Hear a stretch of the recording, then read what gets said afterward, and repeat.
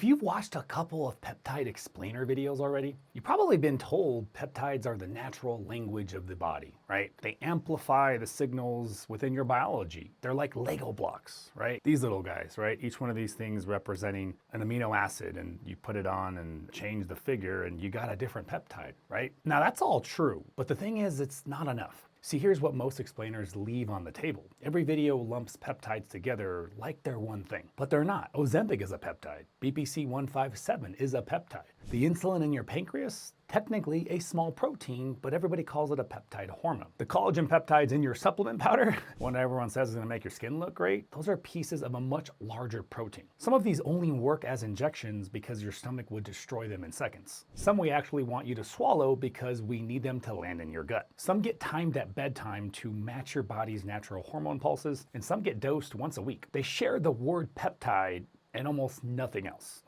I'm Dr. Jones, DC. And our clinic has been working with peptides through our 503A pharmacy partnership before the general public ever really caught on. And today, I'm gonna walk you through 6 things. What peptides actually are, how they work at a cellular level, why they're suddenly everywhere, where to get them without getting scammed, who should think about them, and the Big Pharma piece that puts it all together. The part that comments get loudest about. Let's start with what a peptide actually is, because the definition that you've heard of, it's incomplete. So a peptide is a short chain of amino acids, right? And amino acids are the building blocks of every protein in your body. So when you string a few of these together, you get a peptide. And when you string a lot of them together, like hundreds, you get a protein. Your body makes thousands of these peptides every minute. They're the natural language of the body. The text message that your cells send to each other to tell organs and other tissues what to do, when to release a hormone, when to initiate tissue repair, when to dial up your appetite, or when to shut it down. That's the part that most explainers stop at. Now, here's what matters. The word peptide covers a category that's much broader than most people realize. So let's map this out for you. Okay, number 1, the metabolic piece. This is a GLP-1 like semaglutide, tirzepatide, even retatrutide. AOD is also in this bucket. It's a growth hormone fragment that targets fat loss through a different mechanism than most GLP-1s. These aren't the ones doing the heavy lifting on the weight loss and blood sugar. What we call our exercise in a bottle category lives here too as well. MOTS-C, Sloop 332. Then number 2, healing peptides. BPC 157, TB 500, KPV. These are the ones used for tissue repair, joints, gut lining, soft tissue injuries, what we call our Wolverine stack. BPC 157 plus TB 500 is the most common one in this category. And then we have number 3, growth hormone peptides. CJC 1295, ipamorelin, samorelin, tesamorelin. These nudge your own pituitary to release more growth hormone. Most of these get timed at bedtime to match your body's natural hormone pulses. And then number 4, the anti-aging and mitochondrial peptides. GHK copper, MOTS-C, SS31, epitalin. These are the most experimental category by far. Number 5, cognitive peptides. CMAX, C-Link. These are the nasal sprays. They're not injections. They're not pills, because that's the delivery route that gets them straight to the brain where they're needed. 5 categories, wildly different jobs. Some of these only work as injections because your stomach destroys them, and some we actually want you to swallow because we need them to land in your gut. Some get dosed once a week, some daily, some at bedtime. They share the word peptide and very little other things, and almost nothing else. So if they're different, what are they actually doing at the cellular level? Here's what most people get wrong. When a peptide hits your bloodstream, it doesn't go everywhere and do everything. It goes looking for a specific receptor. A receptor is basically a lock on the surface of cells in your body. The peptide is the key that fits into the lock. So you want to think of it like, so let's just say this was a little bit, all these amino acids are going to be shaped a little bit different. Here's a surface of your cell. It goes in there and it fits. And when it fits, the cell behind it, maybe it opens up, maybe it sends a signal, maybe it does something, right? And that's the point.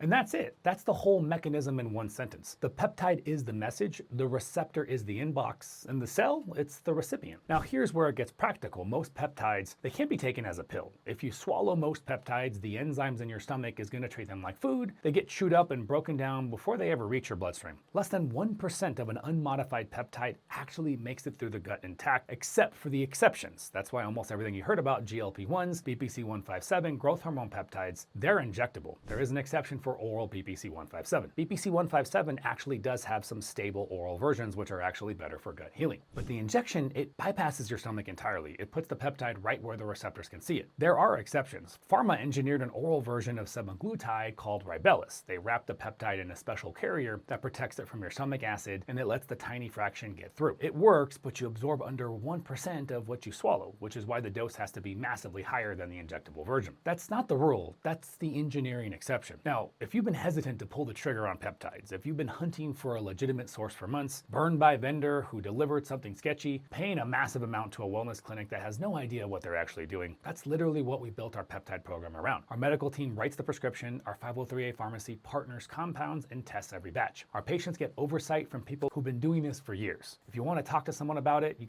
can text us on the screen, or you can check out the link in the description to book a free discovery call. No pressure, no commitment, just a conversation to figure out if we're the right fit for what you're trying to accomplish. Okay, so here's the other thing that pharma engineers: how long the peptide stays in your system. Your body's natural GLP-1, the one that your gut releases when you eat, has a half-life of about 2 minutes. 2 minutes! Then your enzyme breaks it down. Semaglutide, half-life of about 7 days. Same receptor, same signal. But pharma added a fatty acid tail that makes it bind to a protein in your blood called albumin. And that protein essentially carries the peptide around, and it protects it from getting cleared for an entire week. That's the engineering, not the discovery. The discovery happened decades ago. The wave that you're seeing right now is what happens when chemistry catches up to the biology. And one more thing about the receptor side. The GLP-1 receptor isn't just in your pancreas, it's in your brain, your heart, your kidneys, your liver. So when Ozempic activates that receptor, yes, it tells your pancreas to release insulin, but it also tells your brain to feel full. It tells your stomach to slow down. It seems to dial down certain reward pathways, which is why people on GLP-1s report quieting of food noise, sometimes alcohol cravings, sometimes other behaviors entirely. That's not a side effect. That's the receptor showing up in more places than people expected. Which brings me to the part of this that the channel signature framing doesn't quite capture. Peptides are signals. That part is true, but the signal, it doesn't mean gentle. You see, insulin is a signal, adrenaline is a signal, cortisol is a signal. If your body releases too much of any of those, you can die from it. But when you hear that peptides are the natural language of the body, that's true. But the strength of any signal comes from the dose and the duration, not the category it sits in. A weekly dose of a peptide that your body normally releases for 2 minutes is a different conversation than a quick burst of the natural version. Same key, same lock, but different consequences. So if the peptide has been around forever, why are they suddenly the only thing that your podcast feed is talking about? And here's my honest take. Peptides aren't new. Insulin, in fact, was first isolated way back in 1921.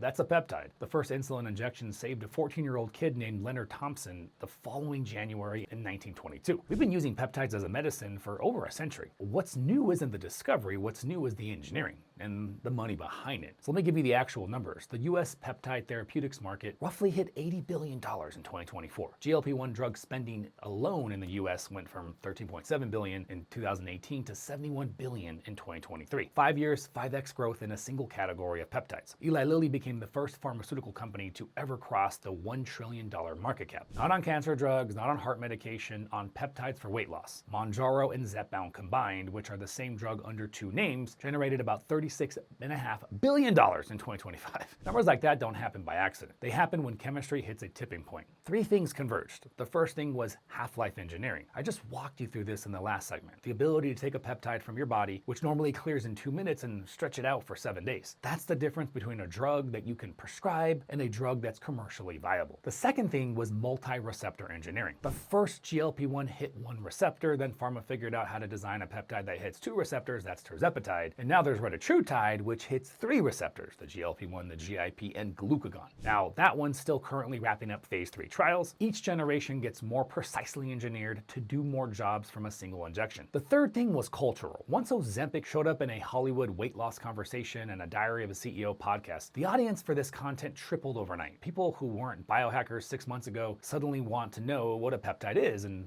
what it does and can I use it. So when you hear that Big Pharma just discovered peptides and is now charging crazy prices, that's not actually what happened. Pharma didn't discover peptides. Pharma just figured out how to engineer them to last longer in your bloodstream, hit more receptors at once, and survive long enough to be commercially profitable. The engineering happened inside pharma R&D budgets. That's why the wave is happening right now. That's why it's happening through pharma and not your local supplement company. And that brings me to the part of this video where things get really practical and where the questions get loudest in the comments. Where do people actually get peptides? What does this stuff cost? And why does the answer to that depend on which sourcing channel you're using. Before I get into it, I want to hear from you though. Let me know in the comments, where have you been buying your peptides? What went well? What went sideways? Research vendor, compounding pharmacies, telehealth companies? Do you get it from me and my medical team? Gray market? Let me know in the comments. Tell your story. I read every single one of these to these videos, and the reason why I'm asking is because what you're about to hear next is exactly the part of the conversation that everyone's getting different answers on. So if you've decided you want to try peptides, where do you actually get them? See, there are 3 channels that people are using right now. So number 1, research peptide vendors.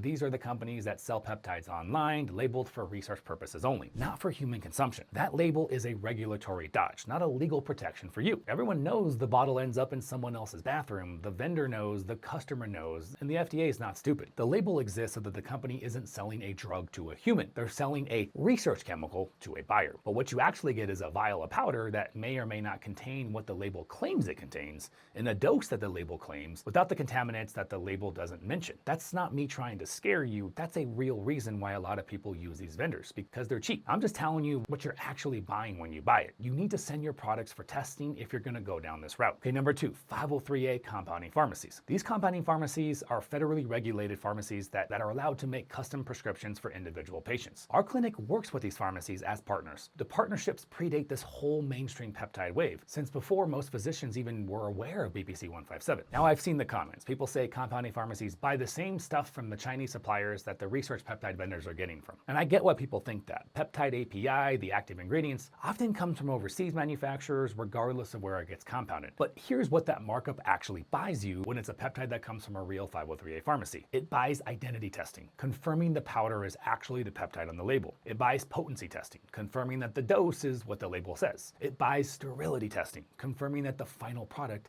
is safe to inject into your body. It buys endotoxin testing, confirming that there's nothing in there that's going to give you a fever or a systemic reaction. It buys batch records, chain of custody, and a pharmacist whose license is on the line for what's in the vial. The vendor doesn't do any of that. The vendor sells you the powder. The 503A pharmacy sells you a verified, sterile, human-grade injection. In our program, the compounded peptides that we get are from 503A sources only.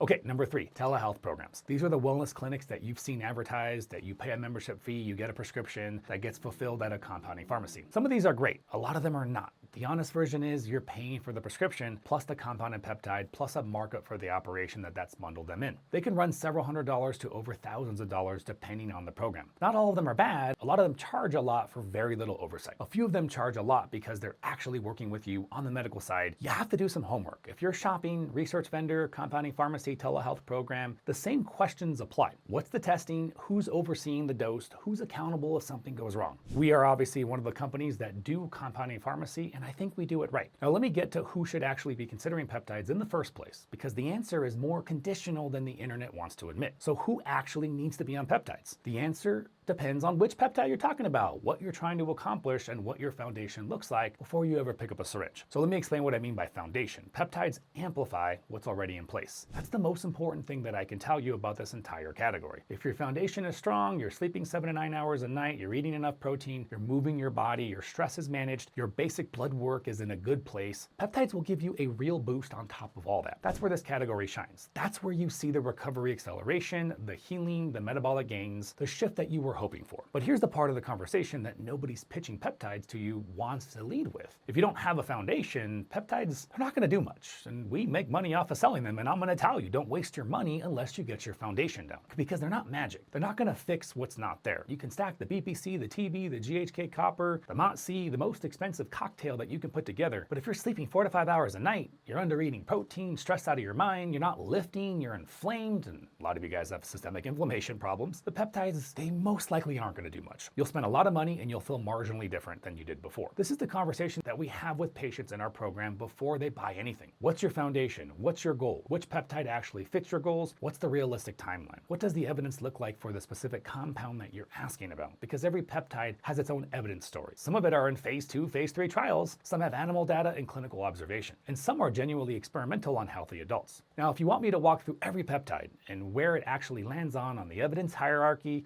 how strong the human data is, where the animal data is, where the clinical observation is, which ones I personally use, and which ones our doctors use with patients, let me know in the comments if that video would be helpful to you. Also, let me know what video that you want me to cover next as far as peptides. Do you want me to do a deep dive in Wolverine for healing, GH peptides for recovery, metabolic stack for fat loss, or the anti-aging conversation?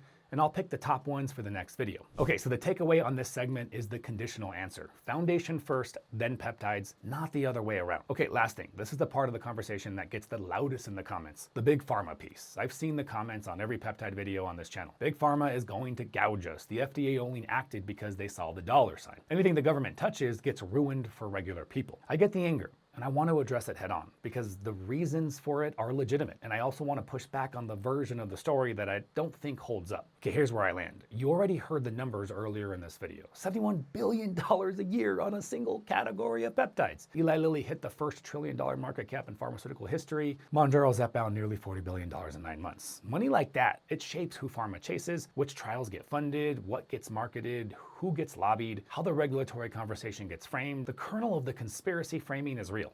Incentives matter, lobbying matters, the FDA is influenced by pharma. None of that is conspiracy, that's just how the system works. Here's where I peel off from that conspiracy version of the story. The version that says pharma can't patent peptides, so they're suppressing them. That's not actually accurate. Pharma can patent peptides. Pharma patents peptides all the time. Semaglutide is a heavily patented product. Tirzepatide is heavily patented. Retatrutide is heavily patented. What pharma can't patent is a peptide in its natural, unmodified form. They can patent engineered modifications. That's why semaglutide is heavily patented, even though it's to a naturally occurring GLP-1. BPC is a fragment of a protein already in your gastric juices. There's no commercially viable modification of it that pharma can lock up. Not because the FDA is suppressing it, but because patent laws protect the modification, not the molecule. So pharma doesn't run a billion-dollar clinical program on it. There's no payoff at the end. That's not suppression, that's selection. That's just business. Pharma picks which peptides to commercialize based on whether they can own them. Different word, different implications. So when you ask me whether I think pharma is the bad guy here, honest answer, I'm not pharma's friend. I'm also not the FDA's friend either. I'm trying to make sure that our patients get the peptides that actually work from sources that are actually clean at prices that aren't insane. That's the entire job. Whether pharma's helping me do that or making it harder depends on the peptide, and it depends on the year. Speaking of which, before we close this out, let me know in the comments and tell me the peptide that you're most curious about, the one that you keep hearing about the most, but you can't get a straight answer on. Highest voted on in the comments will get a short and then eventually some long videos about it. If you've stuck with me to the end of this video, a couple things that I want to leave you with. If you've been trying to figure out where to actually source peptides from, someone who's been doing this since before everyone else caught on, if you don't want to roll the dice